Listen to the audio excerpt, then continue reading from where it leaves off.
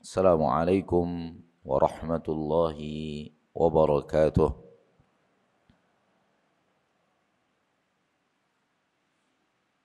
Innal hamdalillah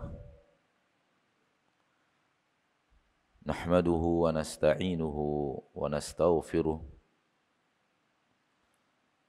wa na'udzu billahi min shururi anfusina wa min sayyiati a'malina. Man yahdihillahu fala mudilla lahu wa man yudlil fala hadiya lahu. Ashhadu an la ilaha illallah wahdahu la syarika lah wa ashhadu anna Muhammadan abduhu wa rasuluh sallallahu alaihi wa ala alihi wa ashabihi wa man tabi'ahum bi ihsanin ila yaumiddin wa sallama tasliman katsira. Ya ayyuhalladzina amanu taqullaha haqqa tuqatih wa la tamutunna illa wa antum muslimun.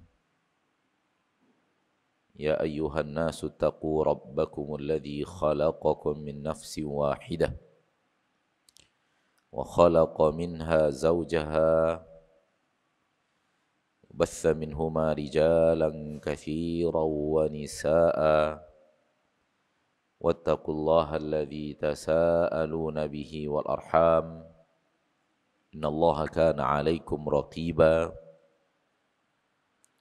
Ya ayyuhalladzina amanu taqullaha wa qulu qawlan sadida yuslih lakum a'malakum wa yaghfir lakum dhunubakum wa man yuti'illaha wa rasulahu faqad faza fawzan 'azima.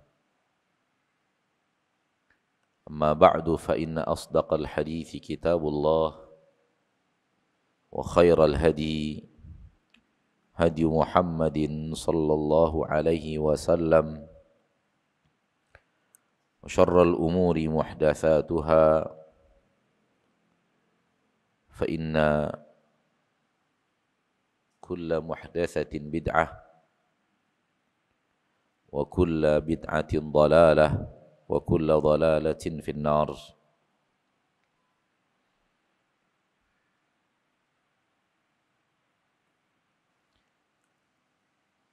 Kaum muslimin dan kaum muslimat,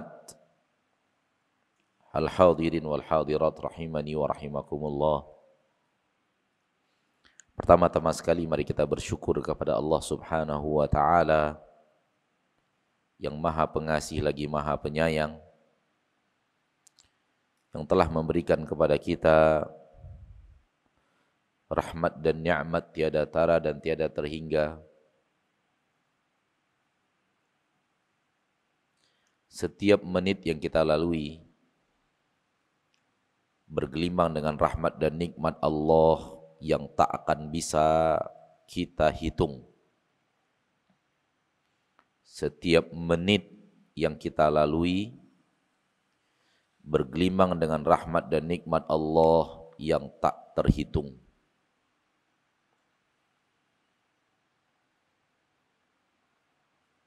Kalaulah Allah mencabut nikmatnya dalam 1 menit itu, maka kita seketika akan menjadi bangkai, menjadi mayat.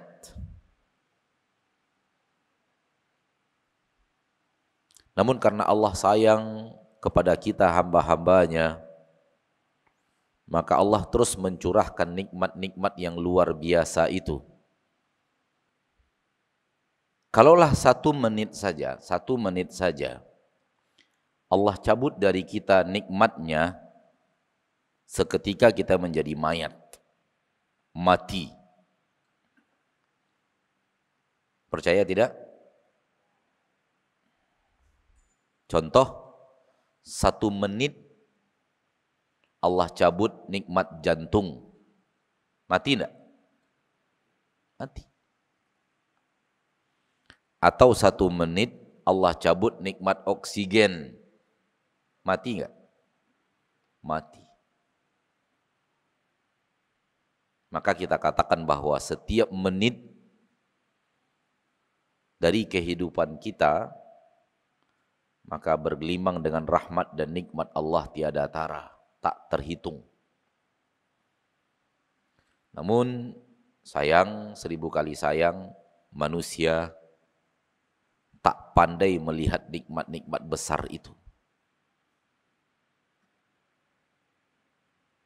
Padahal sebegitu besar nikmat Allah.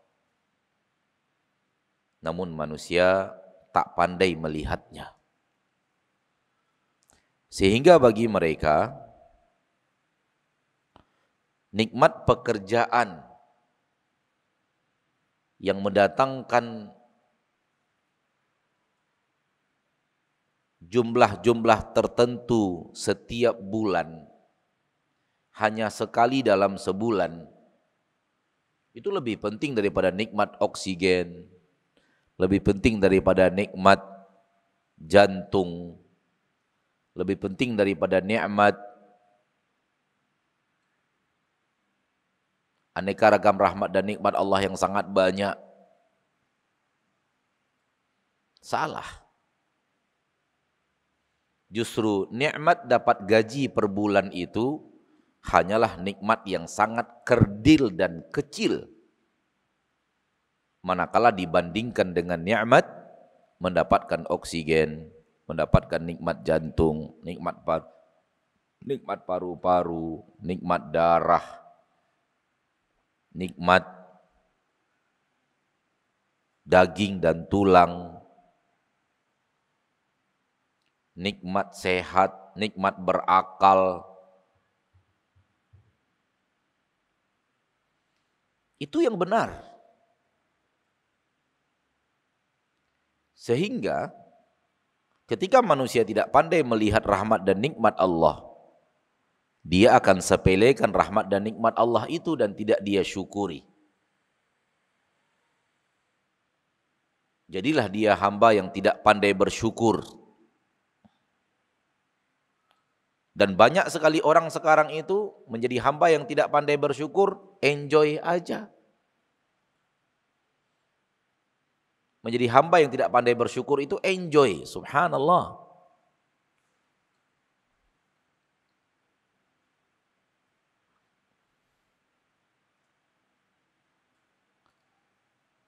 Apabila engkau wahai muslim, wahai muslimah tidak pandai menjadi hamba yang bersyukur, engkau terancam dengan azab dahsyat. Karena Allah berfirman dalam ayat yang kita hafal, la in syakartum la azidannakum. Kalau kalian bersyukur, aku tambahkan nikmatku kepada kalian. Kalau tidak pandai bersyukur, terancam. Karena ayat setelahnya, wala in kafartum. Kalau kalian tidak pandai bersyukur, maka kalian kufur. Kalau kalian kufur, wala in kafartum, inna adzabi lasyadid.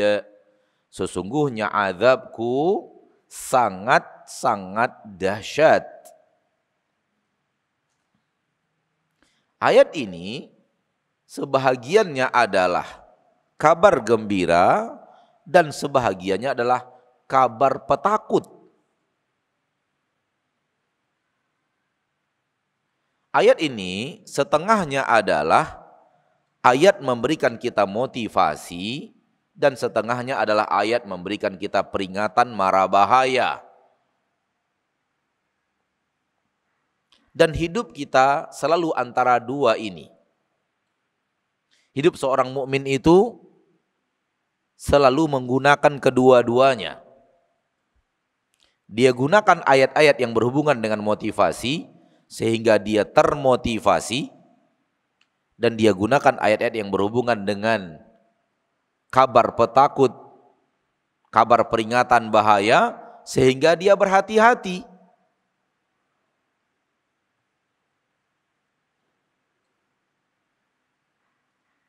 Tidak menjadi hamba yang bersyukur masuk ke dalam peringatan mara bahaya.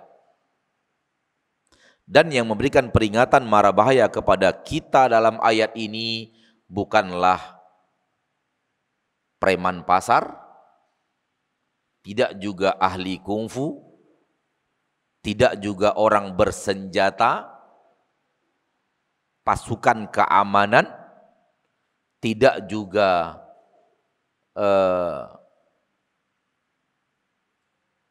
orang, dalam bahasa kami orang Sumatera, orang Baga, apa namanya di sini? Centeng. Centeng kampung. Ya, centeng ya? Hah? Apa? Enggak jelas, antum ngomong pakai masker enggak jelas. Centeng. Centeng, salah mengucapkan. Gaya orang Sumatera Utara, centeng gitu. Yang memberikan kabar petakut kepadamu dalam ayat ini bukanlah centeng pasar, bukanlah preman pasar, bukanlah pasukan bersenjata, bukanlah ahli kungfu. Yang memberikan kabar petakut kepada kita dalam ayat ini Allah. Namun banyak manusia, kalau preman yang memberikan kabar petakut kepadanya dengan ancaman-ancaman, dia ketakutan. Namun ketika Allah yang mengancam, dia santai-santai saja. Ini tanda kebodohan alias kepandiran.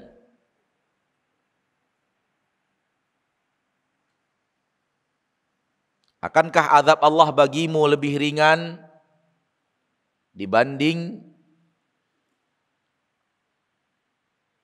preman pasar? Akankah gertakan ahli kungfu bagimu lebih engkau takuti dibanding gertakan Allah? Mari kita berpikir ulang. Siapa yang sebenarnya kita takuti? Kalau memang kita benar-benar takut kepada Allah, ayat ini harusnya memberikan kita rasa takut. Wala in kafartum inna adzabi lasyadid.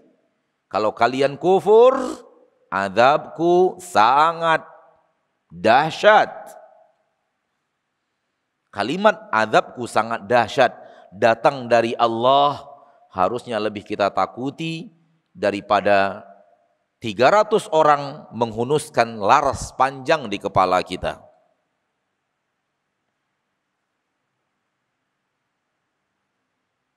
Harusnya demikian. Karena apabila 300 orang mengarahkan senjata laras panjangnya kepada kita, kalau ataupun mereka tembak, yang mati hanya jasad. Yang rugi hanya rugi dunia. Tidak mati pun kita terkena peluru panas, mati kena yang lain. Betul tidak? Mati terbakar, mati hanyut sungai, tenggelam di laut, mati karena menderita penyakit jantung, mati karena ketiban pensil, satu kontainer, mati juga. Tidak kena peluru tajam, mati juga. Tetapi kalau kita terkena azab Allah yang dahsyat, itu seumur tanpa batas. Di neraka Allah tiada tara azabnya. Maka orang yang mengerti akan lebih takut diancam Allah dibanding diancam siapapun. Kalau memang kita takut diancam Allah, maka kita harus takut menjadi hamba yang kufur nikmat. Camkan ini baik-baik, Bapak dan Ibu kaum muslimin dan muslimat yang saya muliakan. Ini sangat-sangat penting dalam perjalanan kita di permukaan bumi ini sampai tutup usia.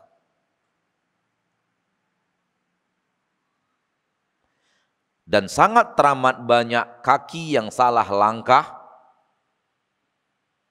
sikap yang salah di saat mereka lebih takut ancaman manusia dibanding ancaman Allah Subhanahu wa ta'ala.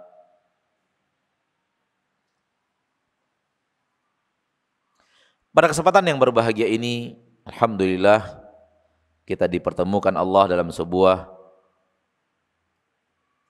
kajian bertemakan persaudaraan di dalam Islam. Dan tadi telah kita dengarkan bacaan Al-Quran, lantunan ayat-ayat suci Al-Quran dari Ananda, dan cara beliau membaca Al-Quran sangat-sangat pas, sangat-sangat tepat secara makhraj, secara tajwid, secara al-mad wal qasr, secara tafkhim dan tarqiq. Masya Allah, benar-benar indah mendengarkan Al-Quran ketika Al-Quran itu benar-benar bacaannya benar-benar pas, ditambah dengan suara yang diberikan Allah Tabaraka wa Ta'ala kepada Ananda tadi, sehingga menambah keindahan Al-Quran itu sendiri. Bapak dan Ibu kaum muslimin dan muslimat, saudaraku saudariku rahimani wa rahimakumullah, agama Islam Allah turunkan untuk mengajak kita dari yang susah kepada yang gampang. Yuridullahu bikumul yusra wa la yuridu bikumul usra. Allah menginginkan untuk kalian kemudahan, dan Allah tidak inginkan untuk kalian kesulitan. Berarti agama Allah turunkan agar kita keluar dari kesulitan menuju ke lapangan. Keluar dari hal-hal yang sulit menuju hal-hal yang gampang. Sebagaimana keluar dari hal-hal yang salah kepada hal-hal yang benar.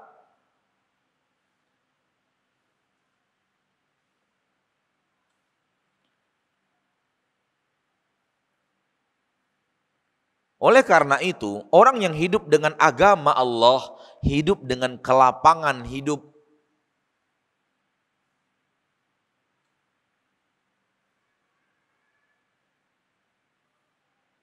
Sembari dia berada di atas jalan yang benar, dia pun merasakan kelapangan. Hidup itu lapang.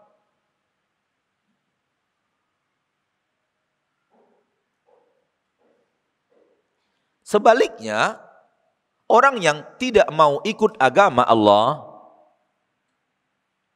hidupnya itu dari lapang menuju sempit.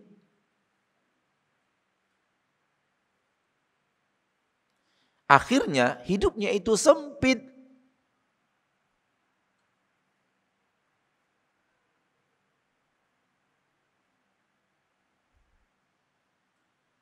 Baik. Di antara sempitnya hidup, pola orang Arab jahiliyah. Dan Allah memberikan kelapangan dengan pola yang Allah turunkan di dalam agama Islam. Apa itu? Soal persaudaraan. Persaudaraan ala Arab jahiliyah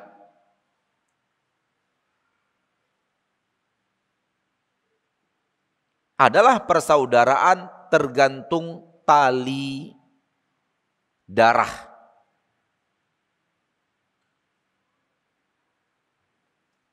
tidak dianggap saudara kalau bukan ayah dan ibu kita sama, atau ayah beda ibu sama, atau ibu beda ayah sama, atau ayah ibu sama namun kakek, ayah ibu beda namun kakek sama, itu baru dianggap saudara. Sehingga saudara dalam konsep kaum jahiliyah, persaudaraan itu terbatas dalam ruang lingkup yang sangat kecil. Sangat terbatas. Berapa sih manusia yang bisa masuk dalam ruang lingkup persaudaraan itu? Hanya ayah, ibu sama, ibu beda ayah sama, ayah beda ibu sama, ayah ibu beda kakek sama, nenek sama. Berapa orang sih? Paling banter 50 orang. Udah hebat itu. Betul tidak? Coba antum bayangkan sekarang saudara antum dalam konsep sempit ini. Berapa orang yang seayah seibu? Berapa orang yang satu ibu beda ayah? Satu ayah beda ibu? Apalagi orang Indonesia ini. Negeri yang memerangi poligami. Senyum ibu-ibu. Tambah sempit jumlah orang-orang yang bisa seayah, seibu, seayah saja, seibu saja. Meluas sedikit satu kakek. Berapa orang sih? Inilah yang saya katakan kesempitan. Lalu Allah Tabaraka wa Ta'ala keluarkan kita dari kesempitan persaudaraan itu, atau dari ruang lingkup persaudaraan yang sempit itu kepada persaudaraan yang super lapang. Ketika Allah Tabaraka wa Ta'ala mengatakan di dalam Al-Quran, surat Al-Hujurat, ayat yang ke-10, A'udzu billahi minasyaitonir rajim, innamal mu'minuna ikhwah. Sesungguhnya orang-orang yang beriman itu, mereka itu bersaudara.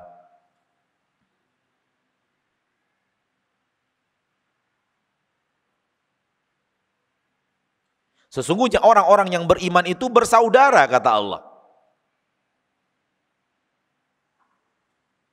Apa makna bersaudara? Seperti tadi bersaudara. Tadi bersaudara juga, tapi bersaudara hanya dengan tali darah. Sementara ini bersaudara juga, namun takarannya bukan tali darah. Takarannya bukan nasab, tapi takarannya iman. Mana yang luas, persaudaraan karena iman atau persaudaraan karena tali darah? Lebih luas persaudaraan karena iman. Kalau persaudaraan karena iman, di Indonesia ini kita punya saudara 200 juta orang. Subhanallah. Kemanapun kita pergi, di belahan bumi Nusantara yang kita cintai ini, ada saudara kita di situ. Seperti saya, Pak. Pergi kemana-mana, ada saudara saya di sana. Ada saudara saya menyambut di sana. Ada saudara saya nyiapin rumah di sana. Ada saudara saya nyiapin makan buat saya di sana. Paham? Jadilah persaudaraan itu, persaudaraan yang super luas. Itu kalau kita baru bicara Indonesia. Namun ternyata iman itu tidak hanya kadar Indonesia. dia keimanan itu antar lintas benua bahkan. Pergi kita ke Afrika, ada saudara kita di Afrika. Pergi kita ke Australia, ada saudara kita di Australia. Dan begitu seterusnya. Inilah yang saya maksud di awal muqaddimah tadi, bahwa agama Allah mengeluarkan kita dari sesuatu yang sangat sempit kepada sesuatu yang sangat lapang. Allah mengeluarkan kita dari sesuatu yang sangat sulit kepada sesuatu yang sangat mudah. Termasuk salah satunya adalah ketika Allah mengeluarkan kita dari persaudaraan yang sempit kepada persaudaraan yang lapang. Ma'asyiral muslimin, ma'asyiral muslimat. Banyak orang tak faham arti persaudaraan seiman. Persaudaraan se-Islam. Banyak yang tidak mengerti.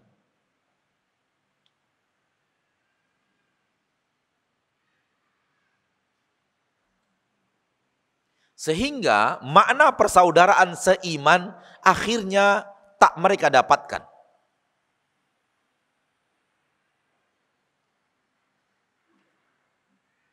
Ketika maknanya tidak mereka dapatkan, maka mereka pun tidak mendapatkan prakteknya.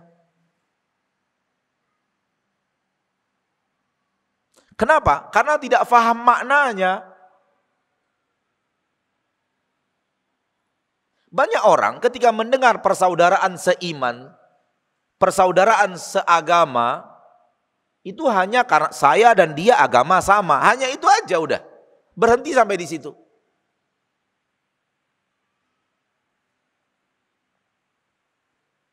Dia muslim, saya muslim, berarti saudara se-Islam. Dia sholat, saya sholat, dia masuk masjid, saya masuk masjid, berarti saudara se-Islam. Udah sampai di situ aja.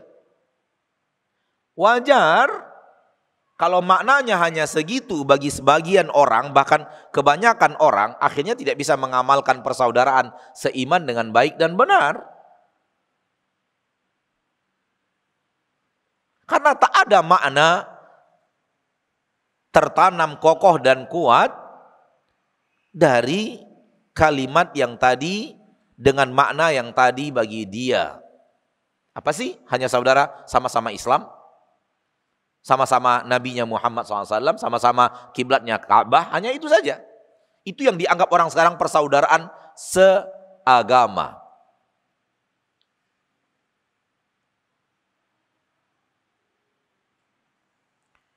Adalah seseorang di kota Mekah bernama Ayyash bin Abi Rabi'ah. Ayyash bin Abi Rabi'ah.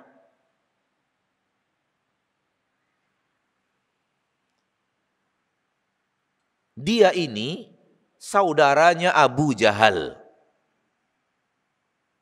Tapi beda ayah. Tapi apa? Beda ayah. Ayahnya Abu Jahal Hisham. Dan ayahnya Ayyash Abu Rabi'ah. Namun dua lelaki ini menikahi seorang wanita yang sama. Saya tidak tahu yang mana suami pertama, yang mana suami kedua. Saya tidak tahu. Apakah Rabi'ah lebih dahulu menikahi ibu daripada Ayyash dan ibu daripada Abu Jahal?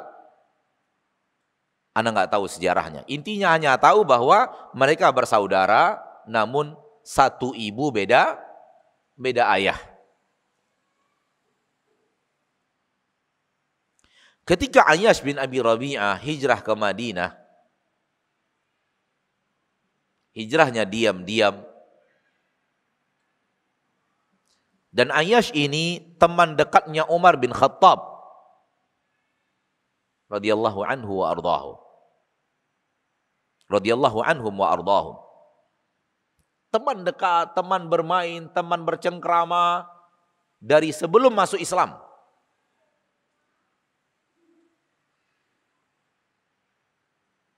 Sesampainya di Madinah, Abu Jahal datang juga ke Madinah. Bertemu dengan Ayyash. Di sana ada Umar bin Khattab. Abu Jahal mengatakan, Ayyash, aku jauh-jauh datang dari Mekah ke Madinah ini, ingin memberitahu kepadamu bahwa ibu kita benar-benar kecewa, benar-benar marah, benar-benar terpukul dengan engkau tinggalkan dia di kota Mekah. Sehingga ibu kita sakit sekarang ini. Selalu panggil-panggil namamu.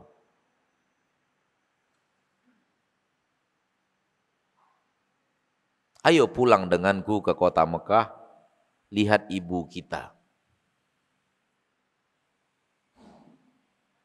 Yang namanya anak disebutkan kondisi ibu yang melemah, ibu yang sakit, ibu yang dalam kondisi kritis. Siapa yang tidak tergoncang jiwanya? Betul tidak? Dan ketika itu nggak bisa video call ke kota Mekah untuk memastikan ibu sakit apa tidak. Paham maksudnya? Udah.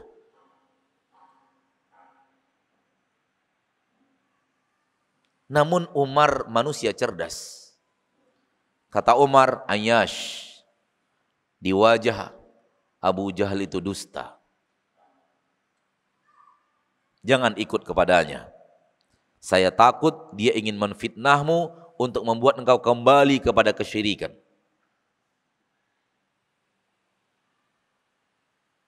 Mendengar kata-kata Umar, Abu Jahal membentak Umar.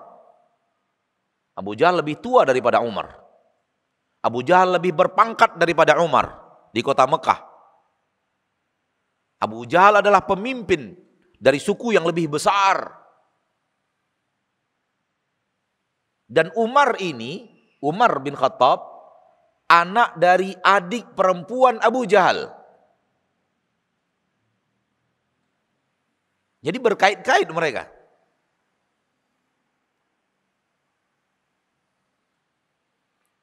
Ketika Umar mengatakan itu kepada Ayyash bin Abi Rabi'ah, dibentak oleh Abu Jahal dengan mengatakan, diam engkau. Engkau mau masuk antara dua orang bersaudara? Paham maksudnya? Orang pembicaraan orang dua bersaudara, kenapa engkau tiba-tiba masuk? Engkau orang luar. Kata Ayyash, dia saudaraku, bukan kamu. Kata Ayyash, apa? Dia saudaraku, bukan kamu. Kepada Abu Jahal. Saudaraku itu Umar, bukan kamu. Saya ingin kita maknai kalimat ini agar kita tahu makna persaudaraan. Akhi, saudara itu maksudnya kalau dia muslim, kalau dia mukmin, kalau dia beriman kepada Allah, beriman kepada Rasulullah, beriman kepada hari akhir, beriman kepada surga dan neraka, beriman kepada yaumul hisab, beriman kepada sirat, beriman kepada pembagian kitab, orang-orang yang menegakkan salat, menunaikan zakat, berpuasa di bulan Ramadan. Dia adalah saudaramu bagai yang terlahir dari ayah dan ibu yang sama.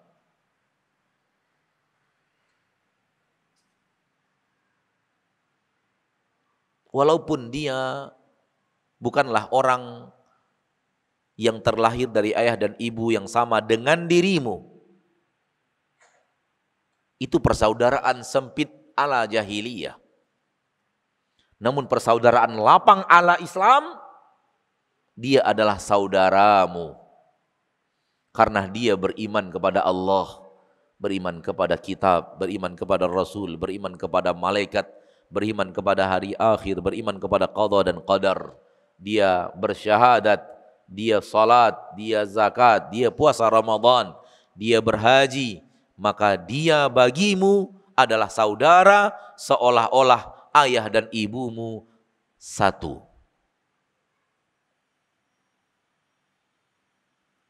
Mari kita introspeksi diri, mari kita introspeksi pemahaman, apakah begini kita melihat persaudaraan dalam agama Islam? Apakah ini makna saudara seagama yang selama ini ada di dada kita? Saya yakin dan percaya 90% dari kita menjawab tidak, atau lebih daripada 90%. Tidak begini saya memaknai saudara seiman. Kalau tidak begini kita memaknai saudara seiman, wajar aksi kita dalam persaudaraan seiman lemah dan sangat lemah.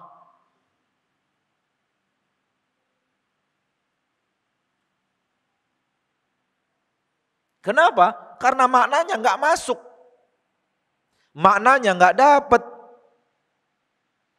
maknanya nggak connect dengan hati kita. Ketika Allah mengatakan innamal mu'minuna ikhwah, itu dia maknanya. Mukmin asal dia mukmin, saudaramu. Sama dengan saya mengatakan kepada kakak saya, terlahir dari ayah dan ibu yang sama, dia saudara saya. Demikian juga kepada seorang mukmin, dia saudara saya. Itu dia persaudaraan. Bagi kita yang tidak mengerti makna persaudaraan, bagi kita makna persaudaraan itu jauh di bawah makna pertemanan. Ini teman saya, ada makna ketika kita mengatakan ini teman saya, ada makna yang spesial dari kata teman saya.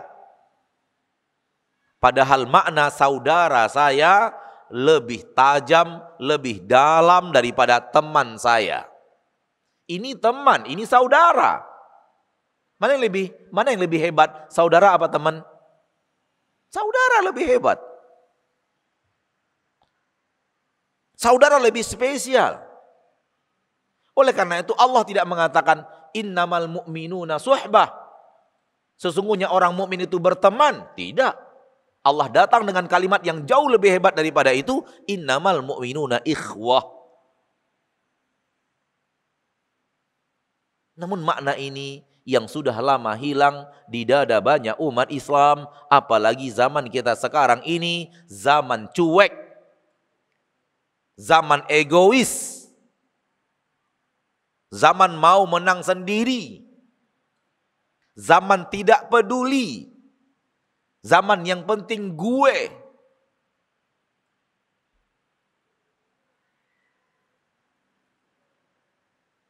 Semakin lama, semakin hilanglah makna innamal mu'minuna ikhwatun di dada banyak orang-orang yang memeluk agama Islam. Kenapa? Karena Islam itu bagi mereka tinggal nama Islam. Apa itu Islam? Enggak paham.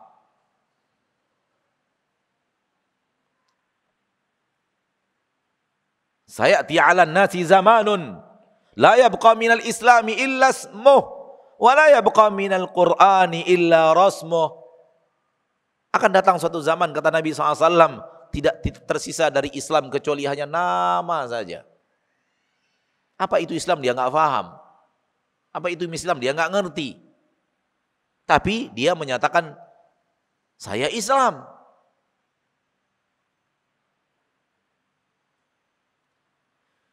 Dan tidak tersisa daripada Al-Quran kecuali hanya tulisannya saja. Sehingga dia baca, dia langgar. Dia baca, dia tak mengerti. Bahkan ketika dia membaca ayat, dia melakukan dosa yang dilarang oleh ayat itu. Ayat yang dia baca, itulah dosa yang dia lakukan, yang sedang dia kerjakan.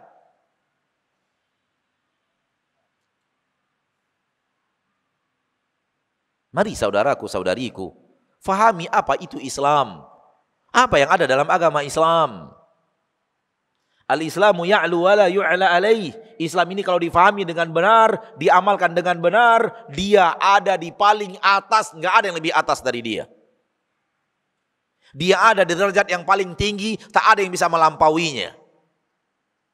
Dia adalah kaedah-kaedah hidup super sempurna, tak ada yang lebih sempurna dari dirinya. Itu dia Islam. Oleh karena itu, di saat Rasul kita tercinta Muhammad SAW dan para sahabat benar-benar mengamalkan Islam, mereka benar-benar menjadi orang, kelompok, kaum, jamaah, bangsa nomor satu yang tak ada yang bisa mengalahkan mereka.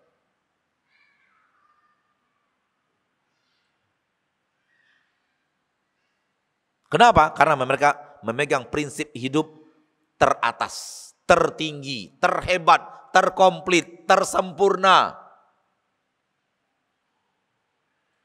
Ketika panduan hidup itu benar-benar difahami, panduan hidup itu benar-benar diamalkan, jadilah mereka orang yang terhebat, tersempurna, teratas, tertinggi.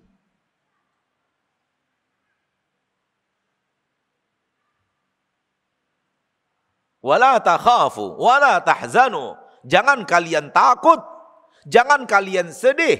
Wa antumul a'launa. Kalian adalah umat yang paling tinggi, paling hebat.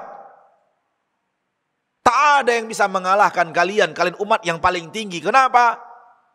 In kuntum mu'minin. Jikalau kalian adalah orang-orang yang benar-benar beriman. Jadi kalau benar-benar beriman, benar-benar mengamalkan iman, tidak hanya sekedar teori iman dan tidak diamalkan, umat Islam ini akan menjadi umat tertinggi di mana tidak ada bangsa-bangsa dunia yang akan melampaui mereka.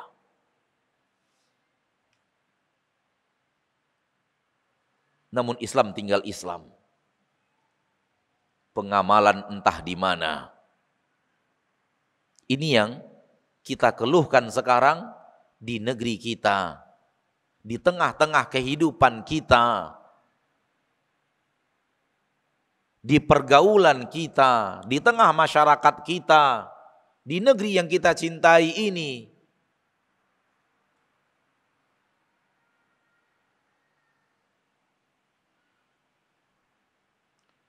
Sehingga pengamalan yang sebenarnya, makna yang sebenarnya tidak sampai ke dada umat Islam.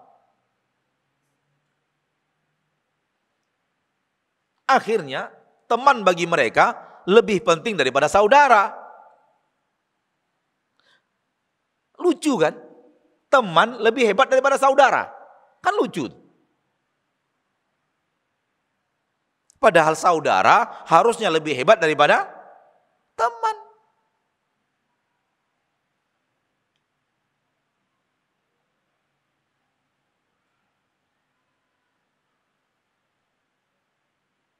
Coba kita yang hadir di majelis ini, saling berpegangan tangan, coba.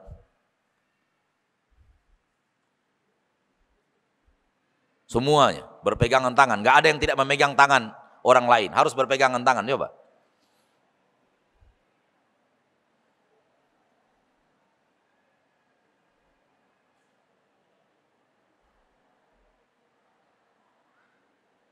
Ayo ibu-ibu, saling berpegangan tangan.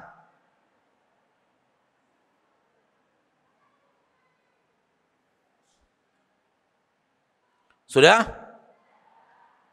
Sekarang sambil berpegangan tangan, genggam erat-erat. Sudah? Dengarkan kata-kata saya berikut ini sambil melakukan aksi menggenggam erat-erat tangan saudara-saudara kita, saudari-saudari kita. Sudah? Mereka yang ada di kiri dan kananku, yang tangannya sedang aku genggam sekarang ini, memang tidak terlahir dari ayah dan ibu yang sama dengan diriku. Ayahnya beda, ibunya beda. Jangankan ayah dan ibu yang sama, tempat lahir kami pun terpisah. Kami tidak terlahir di provinsi yang sama. Jangankan satu provinsi, pulau pun berbeda. Saya lahir di Sumatera, dia lahir di Jawa. Saya lahir di Jawa, dia lahir di Kalimantan. Saya lahir di Kalimantan, dia lahir di Sulawesi. Saya lahir di Sulawesi, dia lahir di Lombok. Saya lahir di Lombok, dia lahir di Papua. Bagaimana mungkin seibu dan seayah bisa sama? Enggak mungkin. Tempat lahir saja beda, pulau pun beda. Akan tetapi, dia adalah saudaraku. Dia adalah saudaraku. Saudaraku yang bagikan terlahir dari ayah dan ibu yang sama. Karena Islam telah menjadikan kami bersaudara. Nabiku dan nabinya satu. Kitabku dan kitabnya satu. Masjidku dan masjidnya satu. Kami menuju Allah yang satu. Menuju surga yang satu. Dengan panduan yang satu. Cita-citaku adalah cita-citanya. Yang kutakuti adalah apa yang dia takuti. Yang kuharapkan adalah apa yang dia harapkan. Dia saudaraku. Saudaraku yang sebenar-benarnya saudaraku. Adapun saudaraku yang berbuat maksiat kepada Allah bukanlah saudaraku. Walau dia berasal dari ayah dan ibu yang sama. Terlahir di rumah yang sama. Di keluarga yang sama, namun dia tidak beriman kepada Allah, kepada Rasulullah, kepada hari akhir. Tak beriman kepada surga dan neraka. Dia bukan saudaraku, walau lahir dari rahim yang sama. Namun inilah saudaraku yang sekarang tangannya sedang aku genggam dan aku eratkan genggamanku kepadanya. Mereka lah saudaraku. Mereka lah saudaraku.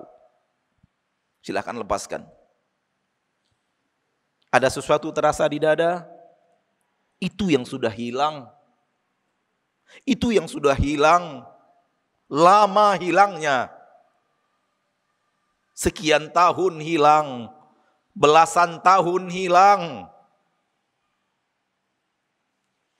Ketika itu hilang, kita cuek. Cuek kepada saudara kita. Cuek kepada saudari kita. Gak peduli. Dia sakit. Dia merintih. Dia butuh bantuan. Dia kelaparan. Dia kekurangan. Gak peduli. Kenapa? Dia, saya.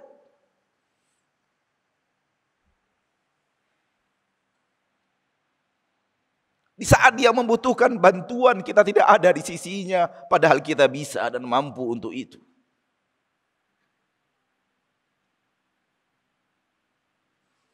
Di saat dia membutuhkan uluran tangan kita, kita sibuk membelanjakan harta kita untuk kemewahan dunia. Kadang kemewahan itu setelah dibeli, disimpan di lemari, tak dilihat-lihat lagi.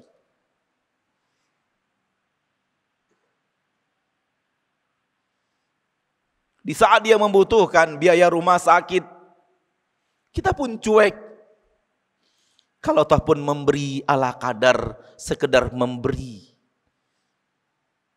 Keluarlah 10.000, 20.000, padahal yang dia butuhkan puluhan juta rupiah. Kenapa itu terjadi? Karena yang tadi, makna persaudaraan di dalam hati kita tidak benar. Makna persaudaraan di dalam dada kita, makna yang sangat sempit. Coba kalau yang sakit itu saudara sedaging dengan kita. Benar-benar terlahir dari ayah dan ibu yang sama. Kita rela ngutang sana sini ketika tidak ada untuk bayar biaya rumah sakitnya. Kenapa? Benar-benar terasa saudara saya. Allah tidak menyuruh kita untuk utang sana sini. Untuk ngutang sana sini untuk kebutuhan rumah sakit saudara seiman kita. Enggak disuruh oleh Allah. Tapi juga Allah tidak rela kalau kita cuek bebek.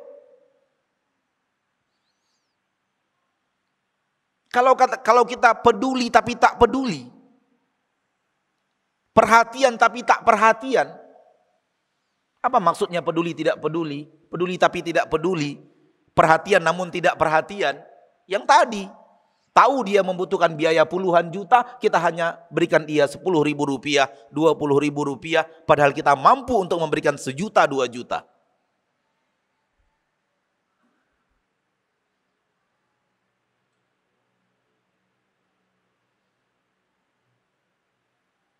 Itu yang namanya perhatian namun tidak perhatian.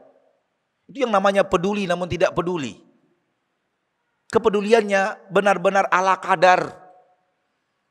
Perhatiannya hanya benar-benar ala kadar.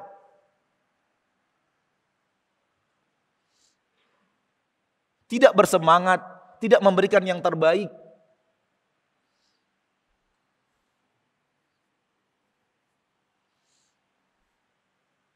Oleh karena itu lihat bagaimana Allah memuji kaum Ansar.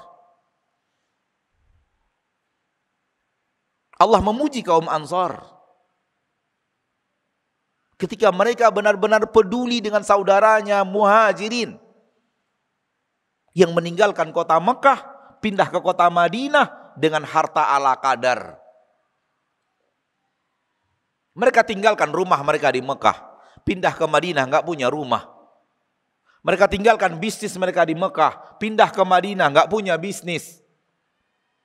Mereka tinggalkan harta mereka di Mekah, pindah ke Madinah, nggak punya harta.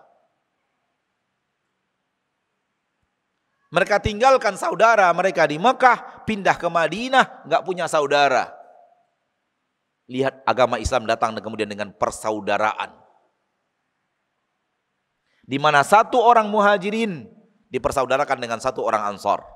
Satu orang Muhajirin dipersaudarakan dengan satu orang Ansar. Kamu, saudara kamu ini. Kamu, saudara kamu yang ini. Fulan, saudaranya yang ini. Fulan, saudaranya yang ini. Ini dia persaudaraan, al-mu'akhat. Yang dilakukan Nabi SAW di awal-awal beliau sampai di kota Madinah antara Muhajirin dan Ansar. Apa yang dilakukan Ansar? Saudaraku, Muhajirin, kita tidak berasal dari ayah dan ibu yang sama, suku kita pun tak sama, namun kita adalah saudara. Duhai saudaraku, aku punya 2 rumah. Silakan lihat, ini rumahku yang pertama, dan itu rumahku yang kedua. Engkau datang, silakan cross check rumah yang pertama, cek rumah yang kedua. Kamu suka yang mana? Rumah yang pertama atau rumah yang kedua? Kalau engkau suka rumah yang pertama, aku berikan rumah yang pertama itu kepadamu. Biarlah aku tinggal di rumah yang kedua. Kalau engkau suka rumah yang kedua, ambil rumah yang kedua itu untukmu. Biarlah aku dan keluargaku tinggal di rumah yang pertama. Dalam, serius.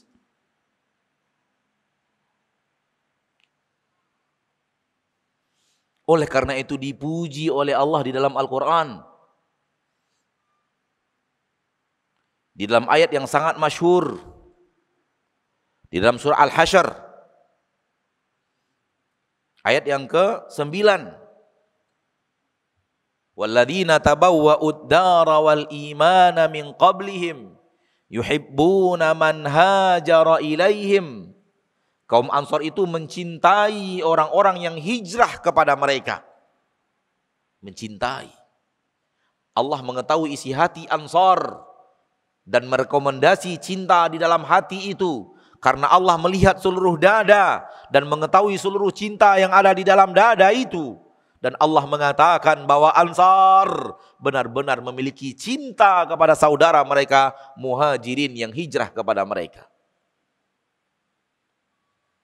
Yuhibbuna man hajara ilaihim. Ansar benar-benar Ansar benar-benar mencintai Muhajirin.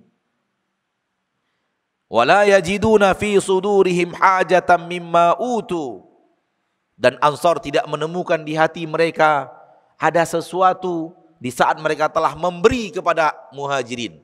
Tak ada sesuatu di hati mereka. Tak ada penyesalan, tak ada ganjalan, tak ada unek-unek, tak ada penyesalan apapun setelah mereka memberi rumah mereka, dan rumah mereka yang terbaik diambil oleh Muhajirin. Mereka tinggal di rumah yang di bawahnya secara kualitas. Tak ada sesuatu di hati mereka karena mereka cinta melihat saudaranya tinggal di rumahnya yang paling mewah dan dia dan istrinya tinggal di rumah yang di bawah itu.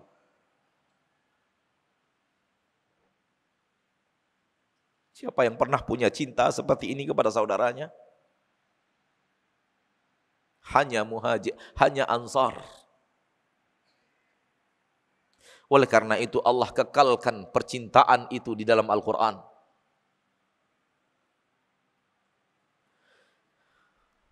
Wa yu'thiruna ala anfusihim walau kana bihim khasasah. Ansar itu mendahulukan saudaranya Muhajirin walau sebenarnya dia juga kesulitan. Dia juga tidak lapang secara duniawi. Namun di tengah ketidaklapangannya, di tengah kayanya dia tetap mendahulukan saudara mereka Muhajirin dibanding dirinya sendiri. Siapa yang pernah punya cinta ini kepada saudaranya? Dia dahulukan saudaranya daripada dirinya sendiri. Dia lapar, saudaranya lapar, ada makanan untuk satu orang. Dia dahulukan saudaranya, makan lebih dahulu daripada dirinya. Walaupun sama-sama lapar. Biarlah saudaraku kenyang, aku lapar. Aku bahagia melihat saudaraku kenyang, walaupun aku lapar. Siapa yang bisa seperti itu? Subhanallah. Siapa yang sampai kepada kecintaan seperti ini? Subhanallah. Ini yang sudah hilang Bapak dan Ibu kaum muslimin dan muslimat dari kita. Sehingga persaudaraan bagi kita hanya untayan kata yang tidak memiliki makna. Persaudaraan bagi kita hanya sebuah cover bahagian depan, tidak ada isinya, sama dengan kalimat saudara itu di bahagian dalam.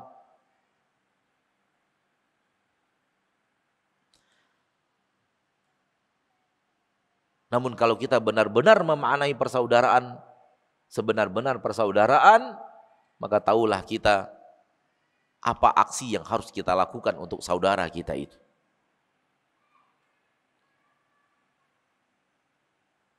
Kita cintai untuknya kebaikan. Sebagaimana kita mencintai kebaikan untuk diri kita. Bahkan bila perlu kita lebihkan untuknya lebih daripada untuk kita. Kalau dia tersalah dan tersesat, kita datang kepadanya untuk menasihati. Saudaraku, aku sayang kepadamu, aku cinta kepadamu. Dan hatiku tidak tenang melihat engkau berada di jalan yang salah dan keliru. Mari kembali kepada jalan yang benar. Mari kembali kepada Al-Quran dan Sunnah yang benar. Karena jalan yang engkau tempuh tidak pernah diajarkan Rasul. Dan kalau engkau mengamalkannya walaupun banyak, tak akan diterima oleh Allah. Begitu Rasul kita SAW mengatakan. Maka tinggalkan amalan-amalan yang tidak sesuai dengan sunnah itu. Kembalilah kepada amalan-amalan yang sesuai dengan sunnah Rasulullah sallallahu alaihi wasallam. Ini keluar dari kasih sayang dan cinta kepada kaum muslimin. Bukan keluar dari kebencian kepada mereka dan alirannya dan kelompoknya. Kita terkadang melihat saudara kita yang beda sama kita, benci. Ya akhi, sayangi. Sehingga nasihat Anda kepadanya, nasihat orang yang sayang, bukan nasihat orang yang benci. Beda loh nasihat orang yang datang dari kasih sayang dibanding nasihat yang datang dari kebencian.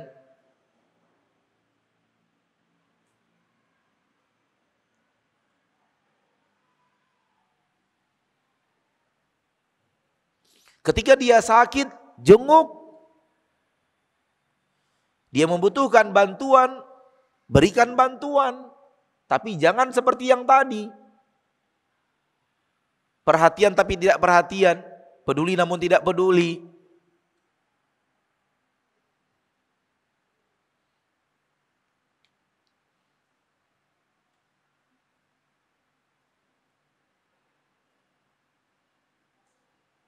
Saudaraku, saudariku kaum muslimin dan muslimat, mari kita sadari, sebenar-benar sadar bahwa makna persaudaraan di dalam agama Islam itu dalam.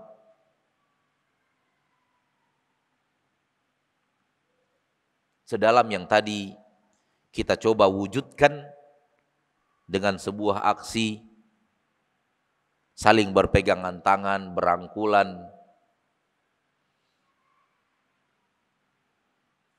Sehingga kalau ada orang bicara hal yang buruk tentang saudara kita, kita tampil membela saudara itu. Dengan mengatakan, "Hei, jangan bicara buruk tentang dirinya, dia saudaraku. Hati-hati, jaga mulutmu." Begitu. Begitu orang bersaudara. Dia saudariku. Engkau bicara yang buruk tentang saudariku di hadapanku. Jaga mulutmu, akhi. Jaga mulutmu, saudariku. Kira-kira begitu.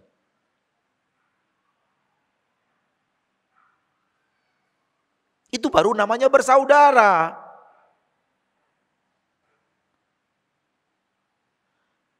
Adapun ada orang bicara tentang saudara kita, saudari kita yang buruk, kita bahagia mendengar kabar buruk dari dia tentang saudara kita.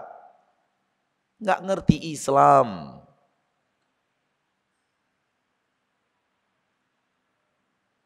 Islam di mana, dia di mana. Islam berada dalam satu lembah, dia berada di lembah yang berbeda dengan lembah Islam itu sendiri.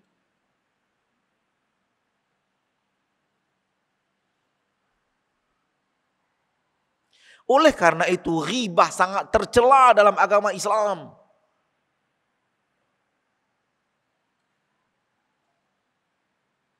Oleh karena itu menzolimi saudara kita tercela dalam agama Islam.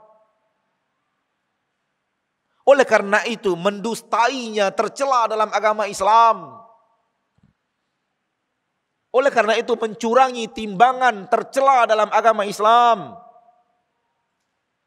Oleh karena itu bersumpah dengan nama Allah untuk menjual barang agar saudara kita beli tercela dalam agama Islam. Oleh karena itu tidak jujur dalam perdagangan. Tidak barang asli dikatakan barang asli tercela dalam agama Islam. Kualitas 5 dikatakan kualitas nomor 2 tercela dalam agama Islam. Pahamlah kita maknanya. Kita ingin memberikan yang terbaik untuk saudara kita, bukan yang terburuk.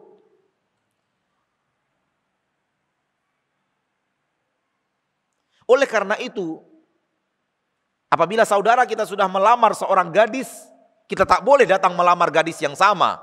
Karena itu lamaran saudara kita. Kecuali kalau sudah gadis itu, sudah tolak lamaran saudara kita. Baru boleh kita datang melamar gadis tersebut.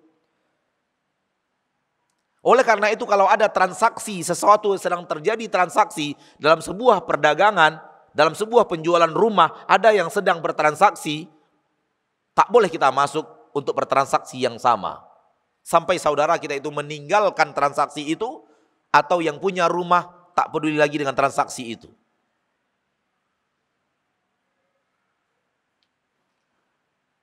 Nabi SAW, wala yabi' ba'dukum ala bai'i ba'din. Jangan kalian membeli di atas belian saudara kalian. Ada sebuah mobil kita suka, sangat suka sekali. Udah berkeliling-keliling kita di kota Jakarta ini, belum ketemu mobil yang kita suka itu. Bertemu suatu saat mobil sedang kita sukai. Mendekat kita ke mobil itu, ternyata saudara kita muslim sedang transaksi, berapa harganya, adakah diskonnya. Berarti dia sedang bertransaksi. Bisa nggak kurang, bagaimana cara pembayarannya. Terdengar oleh kita, sepertinya penjual mobil itu seperti mengarah kepada suka untuk transaksi kepada saudara kita itu. Sekira-kira penjualan mobil itu akan dijual sekira-kira dalam pembicaraan yang kita dengar itu, sekira-kira dia menjual mobil itu di harga 350 juta. Padahal kita suka sekali mobil itu. Kata Allah, kata Rasulullah SAW, jangan kalian masuk untuk bertransaksi. Saudaramu sedang bertransaksi. Jangan katakan melalui karyawan showroom dan mengatakan, bilang ke bosmu, aku bayar 400 juta. Nggak boleh, haram. Kenapa? Saudaramu sedang bertransaksi. Jangan wujudkan sebuah transaksi di atas transaksi. Sama dengan yang tadi. Jangan lamar seorang gadis yang sedang dilamar oleh saudaramu.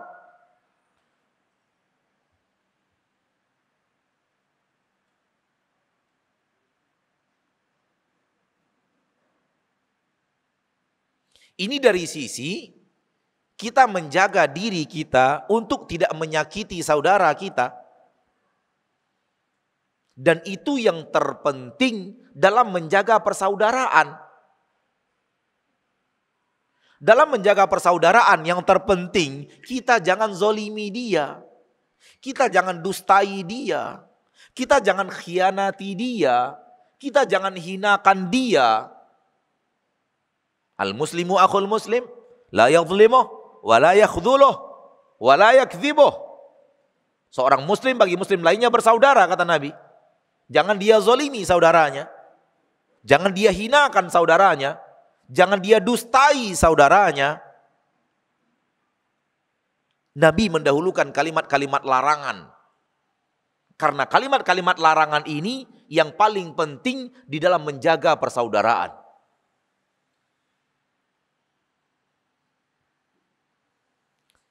Di dalam ayat yang tadi, di dalam surah Al-Hujurat, innamal mu'minuna ikhwah, Allah katakan, fa aslihu baina akhawaikum. Perbaiki persaudaraan kalian sesama saudara, perbaiki. Hal yang paling penting dalam memperbaiki persaudaraan adalah hindari menzoliminya, hindari mendustainya, hindari menghinakannya, hindari mengkhianatinya, hindari menggibahinya, hindari memfitnahnya. Itu dia menjaga persaudaraan.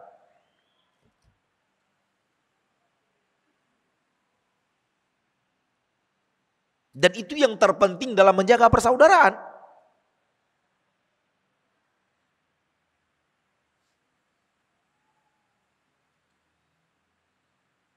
Oleh karena itu, nas-nas dalam persaudaraan, di dalam agama Allah, Al-Quran dan Hadis, itu lebih banyak kepada nas-nas larangan-larangan melakukan aksi yang salah, larangan-larangan melakukan aksi yang jahat, larangan-larangan melakukan aksi yang menzolimi saudara muslim.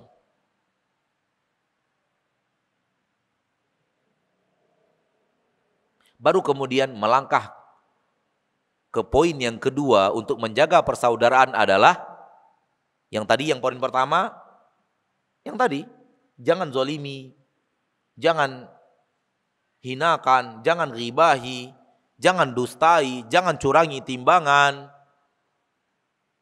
Intinya jangan berikan keburukan kita kepadanya. Intinya adalah jangan berikan keburukan kita kepadanya. Jangan lakukan hal yang buruk kepadanya. Itu inti yang pertama. Dan itu yang harus selalu diperhatikan dalam menjaga persaudaraan.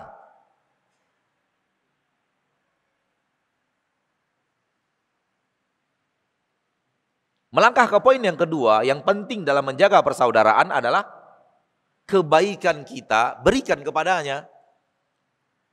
Kebaikan kita berikan kepadanya. Yang tadi Yang buruk dari kita, jangan berikan kepadanya. Yang buruk itu apa? Menzolimi, mendustai, mencurangi, dan seterusnya, dan seterusnya. Kita udah paham itu insya Allah poin yang pertama.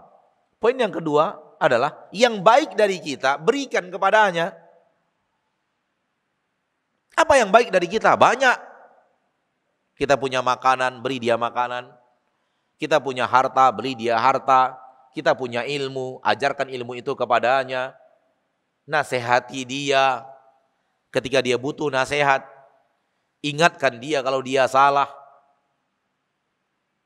Ajak dia kepada kebaikan. Ajak dia menimba ilmu. Ajak dia membaca buku. Hadiahkan buku itu kepadanya.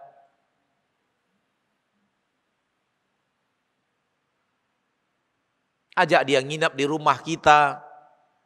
Ajak dia makan ke restoran. Makanan yang dia suka, bukan yang kita suka. Kalau kita ngundang orang itu, jangan makanan yang kita suka. Cari makanan yang dia suka. Karena kita ingin menjamu saudara kita. Kadang-kadang saudara kita nggak suka kambing, kita siapkan kambing. Kenapa? Saya suka kambing. Berarti Anda menjamu diri sendiri. Bukan menjamu tamu. Menjamu tamu, siapkan makanan yang dia suka.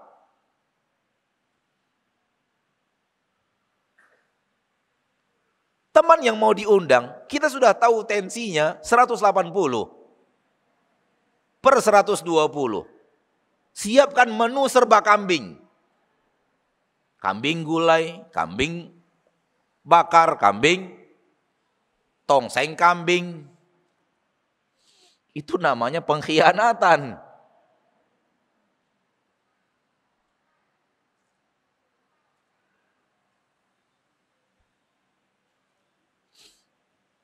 Ada seorang dokter, kalau tidak salah tinggal di Bogor. Namanya dokter, tentu peduli kepada tensi jamaah. Dan waktu itu kami sedang dalam sebuah perjalanan ibadah haji. Dalam satu tim perjalanan haji dalam sebuah travel haji umroh. Setelah selesai manasik haji, sudah keluar dari Mina tanggal 13 Zulhijjah itu dan kembali ke apartemen transit sebelum masuk hotel di dekat Ka'bah, di dekat Masjid Haram. Pada saat itulah acara bebas bakar-bakar kambing. Sambil bakar-bakar kambing, dokter itu bilang, hati-hati yang tensinya tinggi, hati-hati. Ini kambing. Hati-hati, hati-hati. Ini yang benar. Mengingatkan jamaah supaya yang tensinya tinggi, hati-hati makan daging kambing. Begitu sedang dia kipas-kipas sate itu, Pak dokter itu saya tanya, dokter takut ya kalau jamaahnya nanti tensinya pada tinggi?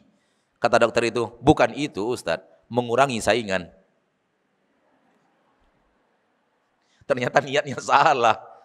Yang benar yang dia lakukan dengan niat yang salah. Bukan itu Ustadz, mengurangi jumlah pesaing. Intermezzo. Itu yang benar. Jadi kalau kita ingin menyiapkan makanan untuk saudara kita, lihat apa yang dia suka. Sekiranya dia adalah orang-orang pencinta sayur mayur, lengkapkan sayur mayurnya. Kan ada orang yang vegetarian ya, vegetarian. Apa yang dia mau? Apa yang dia suka? Apa yang dia butuhkan?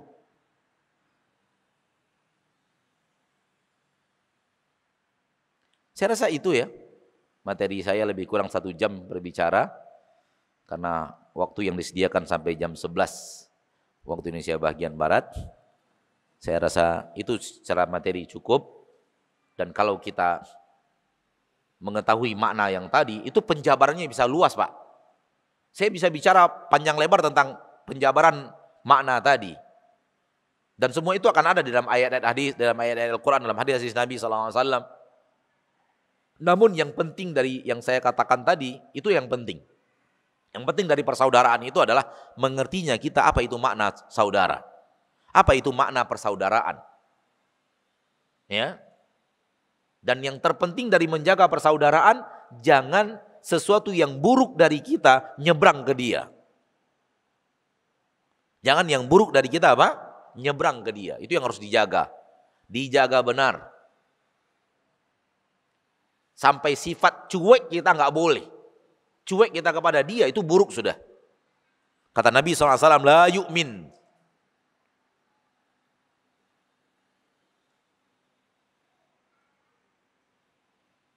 Wallahi la yu'min. Wallahi la yu'min. Wallahi la yu'min. Demi Allah tidak beriman. Demi Allah tidak beriman. Demi Allah tidak beriman, kata Nabi. 3 kali. Kata para sahabat, siapa ya Rasulullah? Alladzi la ya'manu jaruhu bawa'iqah. Orang yang tetangganya tidak aman dari kejahatan-kejahatannya. Orang yang tetangganya tidak aman dari makar-makarnya. Orang yang tetangganya selalu was-was, dia melakukan yang buruk kepada tetangga itu. Kata Nabi, wallahi la yu'min. Wallahi la yu'min. Wallahi la yu'min. Demi Allah tidak beriman. Demi Allah tidak beriman. Demi Allah tidak beriman. Jadi kalau ada tetangga yang dia adalah biang kerok untuk tetangganya, maka tetangga yang seperti ini, kata Nabi, tetangga yang tidak beriman, tidak beriman, tidak beriman, sampai bersumpah dengan nama Allah. Kenapa? Karena tetangga itu harus memberikan rasa aman kepada tetangganya, rasa nyaman kepada tetangganya, rasa nikmat. Tetangga kita itu nikmat bertetangga dengan kita, suka bertetangga dengan kita, aman bertetangga dengan kita. Tak ada yang dia takutkan dari diri kita sedikit pun. Bahkan dia sangat senang karena kita selalu memberikan kebaikan-kebaikan kita kepadanya. Selalu meminjamkan sesuatu yang dia butuhkan. Jadi maknanya luas ini. Dan antum bisa menjabarkan sendiri, poinnya ada 2. Keburukan kita jangan seberangkan ke dia, kebaikan kita seberangkan ke dia. Wallahu ta'ala alam. Saya rasa secara materi cukup sekian dulu. Ya silakan. Silakan dengan pertanyaannya. Bismillah.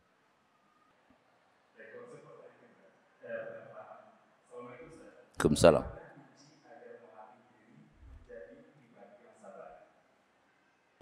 Kunci untuk melatih diri menjadi diri yang sabar adalah hadis Nabi. Hadis Nabi itu. Persis di hadis Nabi itu. Itulah kuncinya. Datang seorang lelaki terkenal dengan lelaki yang tidak bersabar. Kata Nabi, la taghdab, jangan marah. Farad dada miraran. Dia ulangi lagi, ya Rasulullah, nasihati saya. Kata Nabi, jangan marah. Ya Rasulullah, nasihati saya. Kata Nabi, jangan marah. Diulang-ulang, ya Rasul, nasihati saya. Kata Nabi, jangan marah. Jadi kalau ingin untuk menjadi pribadi yang sabar, kata kuncinya jangan marah. Jangan marah, jangan marah, jangan marah, jangan marah, jangan marah, jangan marah, jangan marah. Orang yang bisa jangan marah, jangan marah, jangan marah dia amalkan, insya Allah menjadi orang yang sabar. Pokoknya ketika sudah mau marah, ingat pesan Nabi, jangan marah. Setiap mau marah, ingat pesan Nabi, jangan marah. Setiap mau marah, ingat pesan Nabi, jangan marah. Dan amalkan jangan marah itu. Insya Allah menjadi pribadi yang sabar. Karena pribadi yang tidak sabar marah. Dan sering marah, semakin tidak sabar semakin marah. Semakin sering marah. Maka orang yang bisa menjaga tidak marah, tidak marah, tidak marah, tidak marah, tidak marah, itu pribadi yang sabar. Marah itu enggak enak, Pak. Yang pertama kali menderita karena marah adalah yang marah itu sendiri. Lihatlah kata Nabi, tidakkah engkau melihat urat-urat di lehernya tegang? Nih, tegang di sini. Kalau orang sudah marah, itu urat-urat di lehernya nimbul. Dia sendiri menderita dengan sifat marahnya. Sehingga dia tidak bisa konsentrasi. Dia tidak bisa menjaga diri. Dia hilang kemampuan untuk menguasai diri. Sehingga orang yang sedang marah dari stabil pindah menjadi labil. Dan seburuk-buruk kondisi manusia hidup labil. Dan senikmat-nikmat hidup manusia hidup stabil. Di antara yang akan memasukkan kita kepada hidup labil, marah, sedih, galau, gembira berlebihan, terburu-buru. Semua itu membuat kita ketakutan. Itu akan membuat diri kita labil. Dan ketika kita labil, setan sangat mudah menyeret kita untuk berbuat maksiat. Maka orang takut gampang diseret setan untuk berbuat maksiat. Orang galau gampang diseret setan berbuat maksiat, termasuk orang yang marah, gampang diseret setan untuk berbuat maksiat. Orang yang sedih, gampang diseret setan untuk berbuat maksiat. Kenapa? Satu kesatuan, orang-orang labil. Oleh karena itu orang yang sedang marah sering melakukan sesuatu yang kalau dia stabil tak akan melakukan itu. Kalau dia lagi tidak marah, dia tidak akan lakukan itu. Namun karena dia marah, dia lakukan itu. Dan akhirnya yang dia lakukan ketika marah, ketika tidak stabil, dia sesali di saat dia sudah stabil. Dia sesali di saat dia sudah apa? Stabil. Kata Nabi, kata orang Arab, al-ghadabu awwaluhu jununun wa akhiruhu nadamun. Sifat emosi dan marah itu awal-awalnya gila, akhir-akhirnya nyesal. Awalnya gila, akhirnya nyesal. Itulah sifat marah. Sifat pemarah itu dia. Ketika di awal-awal marah kayak orang gila. Pintu dibanting, kaca ditinju, berdarah-darah, mobil ditabrakkan, betul nggak? Itulah marah kan? Begitu. Istri ditampar.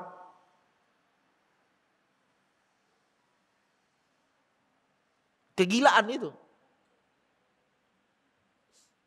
Rak piring dijatuhkan. Sifat gila itu. Sifat tidak stabil. Tidak bisa menguasai dirinya sendiri. Akhirnya adalah penyesalan. Maka ketika kita tahu bahwa sifat marah itu tak baik, maka obatnya adalah jangan marah, jangan marah, jangan marah, jangan marah, jangan marah. Jadi setiap hari kita mau hidup itu, setiap hari mau ke kantor, mau ke pasar, mau ke pengajian, mau apapun, bawa bekal jangan marah, jangan marah, jangan marah, jangan marah.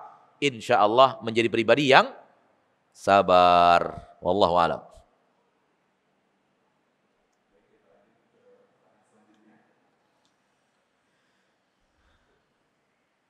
Pertanyaan Ustaz, apakah kita harus menjauhi teman yang berbeda akidah dengan kita? Ulangi. Apakah kita harus menjauhi teman yang berbeda akidah dengan kita? Apakah kita harus menjauhi teman yang berbeda akidah dengan kita? Lihat apa yang terbaik. Lihat apa yang terbaik. Kalau yang terbaik adalah menjauhi, kita menjauhi. Kalau yang terbaik adalah mendekati, kita mendekati. Paham nggak? Gini, kalau kita mendekat, terasa bagi kita, kita terpengaruh. Berarti yang terbaik apa? Menjauhi. Kalau kita mendekat, terasa bagi kita, kita mempengaruhi dia, maka yang terbaik apa? Mendekat. Jadi tidak mesti harus kaidahnya satu. Kaidahnya tergantung yang terbaik yang mana. Kalau yang terbaik menjauh, kita menjauh. Kalau yang terbaik mendekat, kita mendekat. Kalau yang terbaik kadang menjauh, kadang mendekat, kita kadang menjauh, kadang mendekat. Paham? Lihat mana yang kondisi yang terbaik sesuai dengan kondisi yang terjadi. Wallahu a'lam.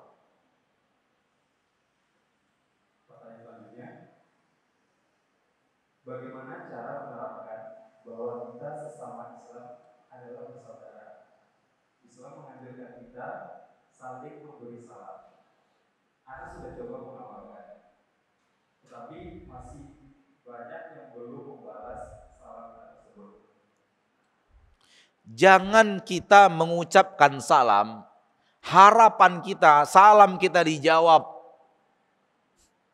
Ucapkanlah salam untuk mencari pahala sebanyak-banyaknya walau orang tidak menjawab salam. Kalau kita memberi ingin dibalas, namanya nggak ikhlas.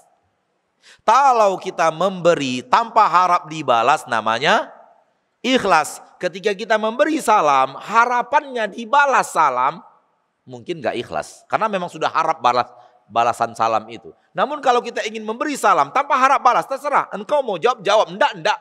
Yang penting saya ingin mencari pahala sebanyak-banyaknya dengan memberikan salam kepada muslim. Maka orang yang seperti ini akan mau mengucapkan salam walau salamnya tidak dibalas. Kadang-kadang kita ucapkan salam tidak dibalas, kita sakit hati.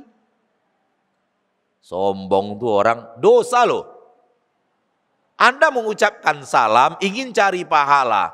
Dia tidak jawab salam, namun karena hatimu ingin dia membalas salam, ternyata dia tidak membalas salam, akhirnya engkau mengeluarkan kata-kata burukmu kepada saudaramu. Itu artinya ditarik syaitan berbuat maksiat melalui pintu ibadah. Namun kalau engkau mengucapkan salam kepada siapapun tanpa harap sedikit pun dia membalas, maka engkau akan enjoy mengucapkan salam itu ke banyak orang walau hanya 5% yang membalas.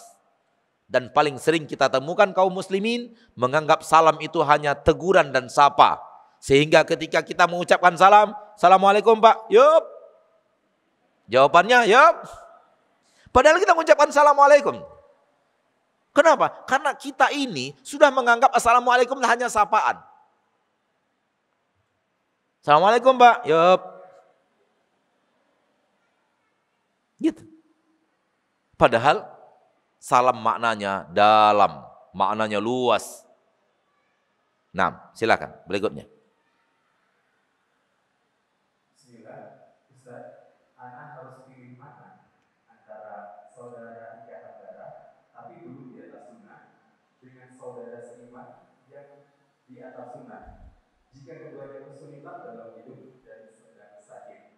Dahulukan sedarah. Dahulukan sedarah. Karena dia lebih dekat kepada kita dibanding yang tidak sedarah. Wallahu a'lam. Pertanyaan selanjutnya. Assalamualaikum Ustaz. Salam. Apakah kita berdosa kalau karena lisan kita yang kurang terjaga membuat orang tidak lagi mau datang ke kajian sunnah? Karena banyak dikritik mulai dari berpakaian dan lainnya. Sedangkan orang tersebut baru bisa. Bacakan bagian pertama saja. Apakah kita berdosa kalau karena lisan kita yang kurang terjaga membuat orang tidak lagi mau datang ke kajian sunnah? Jawabannya ya. Jawabannya apa? Ya. Karena lisan kita yang tidak terjaga. Itu pertanyaan tadi yang saya dengar. Lisan kita tidak terjaga. Lalu orang sakit hati. Lalu setelah itu dia tidak mau lagi hadir kajian. Jawabannya iya. Contohnya adalah ada orang baru datang pengajian, ya. Terus lisan kita terlihat pakaiannya belum sesuai dengan sunnah, tidak memiliki kriteria pakaian sunnah. Lalu kita katakan menor amat. Karena lisan kita yang tidak terjaga, dia sakit hati dan tidak mau lagi. Kita berdosa karena lisan kita tidak terjaga. Namun kalau lisan kita terjaga, dia tetap sakit hati, kita tidak dosa. Contoh, kita katakan, saudariku, dari mana? Di mana rumahnya? Di mana rumah? Aduh sayang, di mana rumah? Masya Allah, gini begini. Lalu kita dia. Lalu kemudian di akhir kita katakan, besok kalau datang ke sini, kalau bisa pakaiannya kayak begini ya. Kalau pakaian begini kan kurang enak lihatnya. Berarti lisan kita terjaga tidak? Terjaga tidak? Lalu dia sakit hati, tak mau datang lagi. Kita nggak dosa. Lisan kita terjaga. Namun kalau lisan kita yang memang tidak terjaga seperti teks pertanyaan, maka kita berdosa. Nah. Pertanyaan selanjutnya. Bagaimana kalau ada teman yang sudah sangat dipercaya, tapi malah menyakiti atau melukai hati? Apakah bersaudara dalam Islam juga menyakiti hati saudaranya? Ini perlu dijawab nggak sih? Kayak nggak dengar kajian dari awal gitu loh. Kan kajian kita dari awal itu isinya. Dan ada satu poin yang kita tangkap di sini, salah mempercayai orang. Salah mempercayai orang. Harusnya dipercayai itu orang yang amanah, orang yang jujur, bukan orang yang suka sama kita. Kadang-kadang kita mempercayai orang yang suka sama kita, beda Pak. Yang dipercaya itu orang yang amanah, jujur, bertakwa kepada Allah, menunaikan janji, menjaga lisannya.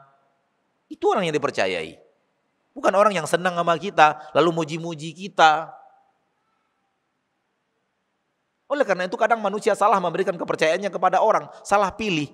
Dilihatnya orang itu suka memuji, suka memberi, suka ini, lalu dijadikan orang kepercayaan. Belum, lihat pribadi yang sebenarnya, apakah dia jujur, apakah dia menjaga lisan, apakah dia bertakwa kepada Allah, apakah dia menunaikan janjinya, peduli kepada janji-janji untuk tidak dikhianati, untuk tidak diingkari.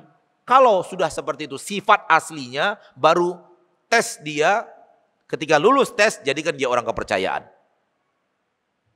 Jangan kepercayaan itu diberikan kepada orang yang tadi tidak kita tes kepribadiannya, namun karena dia sering memberikan kita makanan, sering menemani kita keluar kota, sering begini, akhirnya kita jadikan orang kepercayaan. Bukan. Wallahu a'lam.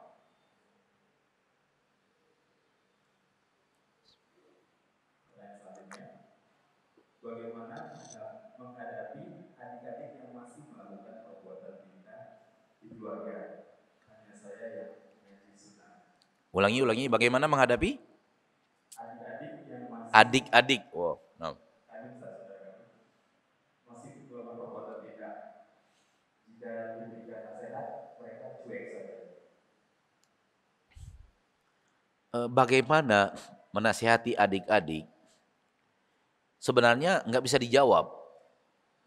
Karena orang punya kemampuan berbeda-beda dalam menyampaikan sesuatu.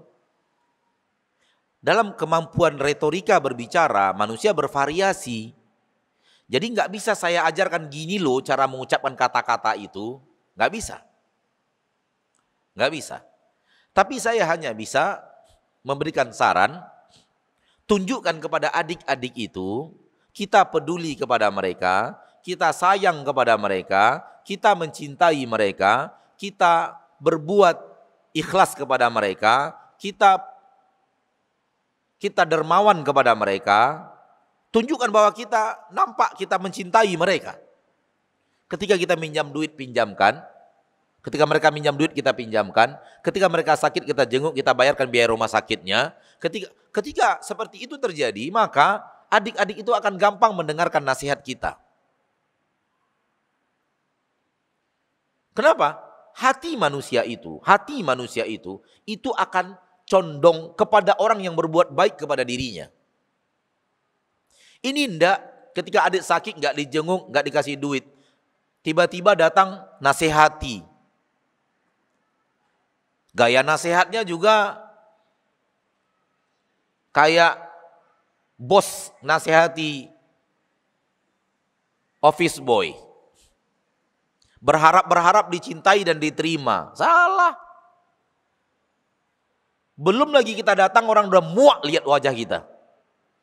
Kalau gitu sifat kita kepada adik-adik kita. Tapi tunjukkan akhlak yang baik, tunjukkan kepedulian, tunjukkan kesabaran, tunjukkan kedermawanan, tunjukkan kasih sayang. Jadi berdakwah di keluarga itu tidak serta-merta berbicara dan selesai, bukan. Berdakwah itu adalah memperlihatkan bahwa kita mengamalkan hadis Nabi, memperlihatkan bahwa kita mengamalkan sunnah Rasul, dan sunnah Rasul itu bukan hanya pakaian, akan tetapi kedisiplinan, kebersihan, menjaga janji, mencintai orang lain, peduli kepada kesusahan orang lain, sabar atas aniaya dari orang lain, jiwa yang sabar, jiwa yang dermawan, jiwa yang ingin berbagi kebaikan. Itu juga bagian daripada dakwah besar di tengah keluarga. Jadi jangan kira berdakwah itu hanya ngomong gitu. Lalu kita tak peduli yang lain. Kalau setiap hari kita tidak menyampaikan apapun kepada adik kita, namun setiap hari kita belikan ke dia sesuatu yang dia sukai, coba lihat efeknya 1 tahun. Atau jangan setiap hari lah, setiap pekan.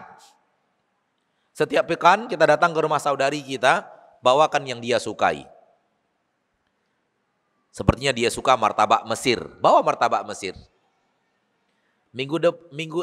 Pekan berikutnya bawa lagi martabak Mesir. 3 kali martabak Mesir ganti dengan sate Padang. Berikutnya bawakan apa lagi. Bawakan suatu untuk anaknya. 1 kali dalam 1 pekan, lihat setelah setahun. Apa yang terjadi? Innal quluba ma'ilatun ila man ahsana ilaiha. Hati manusia condong mencintai orang yang berbuat baik kepada dirinya. Niatkan semua itu lillah, karena Allah. Dan itu lebih baik daripada Anda tidak melakukan itu, namun setiap pekan datang menceramahi, menggurui. Wallahu a'lam.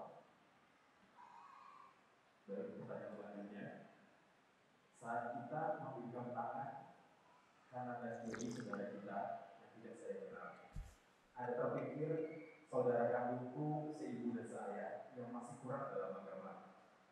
Lantas, apakah kita tidak menganggap saudara, padahal dia harus diajarkan dan dinasehati secara sabar? Kemana-mana pertanyaannya. Saya kan cuma menanamkan makna persaudaraan se-Islam. Bukan berarti suruh cuekin yang sedarah. Ini orang cara berpikirnya aneh ini yang nanya ini. Saya sedang menanamkan makna persaudaraan se-Islam. Makna persaudaraan sedarah kita sudah tahu. Jangankan kita umat Islam. Orang Quraisy, Mekah, Jahiliyah tahu makna persaudaraan sedarah.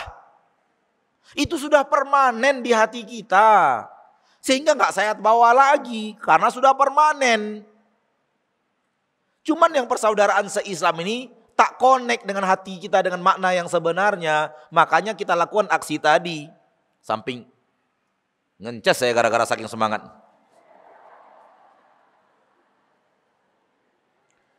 Ini orang kemana sih cara berpikirnya gitu loh. Kok seolah-olah saya meremehkan saudara sedaging, saudara sedarah. Enggak. Bukan meremehkan. Namun tadi dalam bab mencoba untuk memahami apa itu saudara seiman. Atau ada kata-kata saya tadi yang salah, seolah-olah cuek, jangan pedulikan saudara-saudara gitu.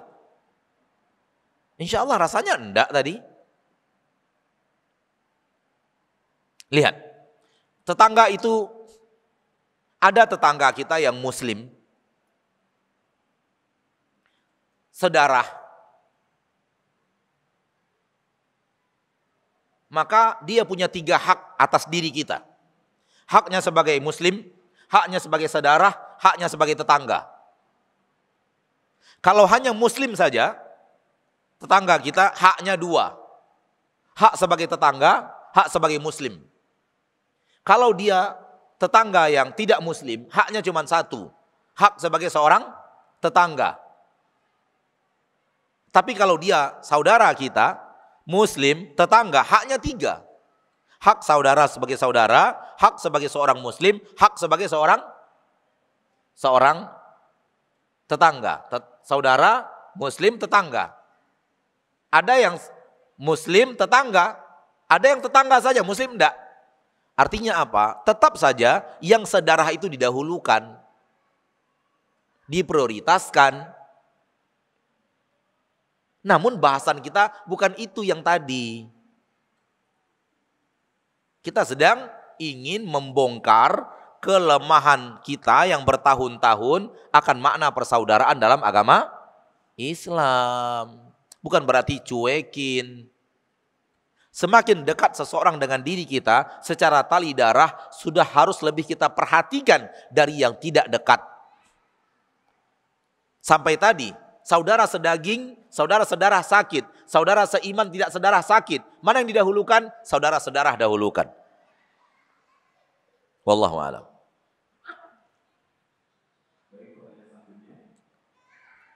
Bagaimana menyikapi saudara yang memutuskan tali silaturahim dengan saya hanya karena permasalahan warisan? Kata Allah, jangan putuskan tali silaturahim. Kalau ada yang memutuskan, kita berusaha menyambung. Begitu. Pertama, kita jangan putuskan. Dia putus. Saya juga gak peduli kepadanya. Emang dia siapa? Gak boleh. Gak boleh.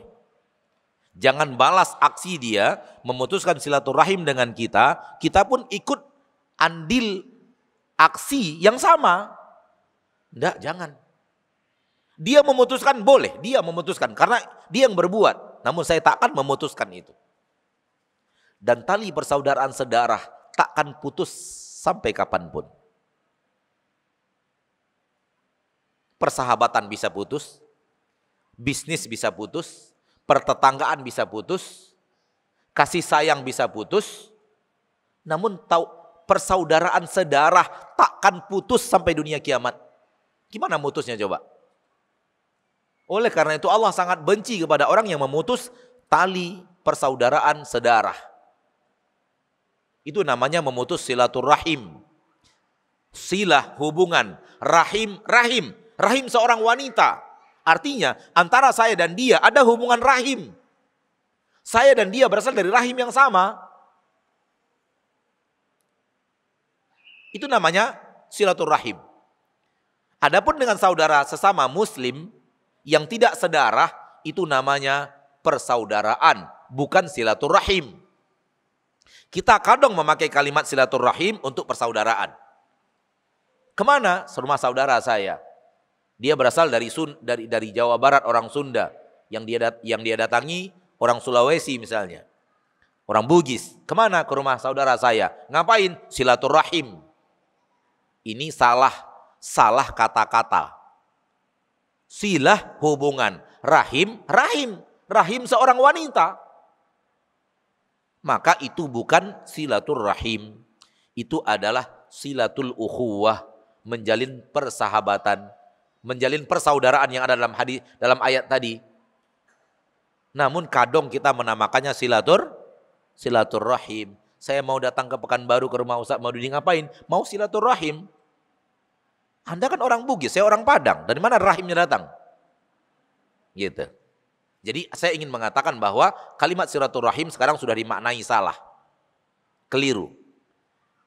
Dan kita menggunakan persaudaraan se-Islam dengan kalimat silaturahim. Padahal silaturahim khusus dengan saudara sedarah. Wallahu a'lam. Baik, pertanyaan selanjutnya. Assalamualaikum warahmatullahi wabarakatuh. Waalaikumsalam warahmatullahi wabarakatuh. Berkaitan dengan persaudaraan, apakah kita bertanggung jawab apabila saudara atau tetangga kita muslim tapi tidak bisa membaca Al-Quran? Sementara kita termasuk bisa dan menguasai ilmunya. Apakah Allah akan minta pertanggungjawaban kita di akhirat nanti, Ustaz? Tidak. Udah selesai. Baik, pertanyaan selanjutnya. Bagaimana sikap kita kepada saudara seiman namun berbeda manhaj? Salahkah seseorang lebih menyukai berkumpul dengan saudaranya yang sudah paham sunnah dibanding berkumpul dengan teman-teman lainnya yang belum kenal sunnah? Sama dengan yang tadi. Di mana kebaikan? Mana yang lebih baik?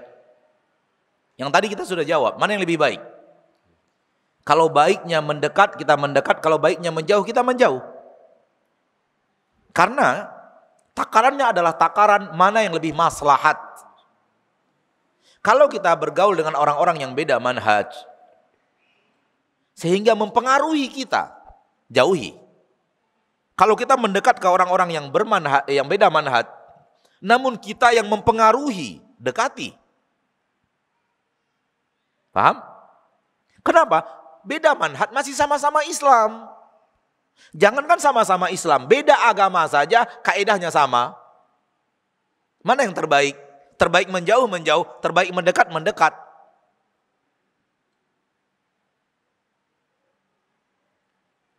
Sama lakukan dengan orang yang salah, kalimat salah sama di situ. Apakah salahnya beda agama, beda manhaj, beda ketaatan dan maksiat? Sama itu, kaedahnya sama. Yaitu, kalau kita mendekat berbahaya untuk diri kita, tinggalkan. Kalau kita mendekat memberikan kebaikan untuk dia dan tidak berbahaya untuk diri kita, dekati.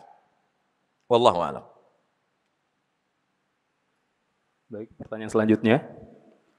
Bagaimana menyikapi saudara yang punya kebiasaan meminjam uang terus-terusan, bahkan tidak membayar hutang, karena mungkin menganggap kita saudara, terus jadinya memutuskan tali persaudaraan itu. Dosakah kita? Saudara di sini mungkin maknanya saudara se-Islam kali ya, saudara seiman kali. Mungkin Ustaz. Maknanya itu. Karena dari pertanyaan saya merasa ke arah itu maknanya. Ulang lagi. Bagaimana menyikapi saudara yang punya kebiasaan meminjam uang terus-terusan, bahkan tidak membayar karena mungkin menganggap kita saudara? Kalau ayah pinjam uang anak, wajib bayar. Ayah pinjam uang anak, wajib bayar. Suami pinjam uang istri, wajib bayar. Nggak ada yang namanya, kita kan sama-sama Islam, cincai dong. Nggak ada. Akan dituntut oleh Allah di akhirat. Dan ini pintu setan yang sangat besar di zaman sekarang. Giliran mau pinjam, kita kan saudara. Pinjamin dong. Begitu bayar, saya nggak bisa, kita kan saudara. Akhi, saudara, pinjam. Akhirnya apa? Akhirnya pinjam.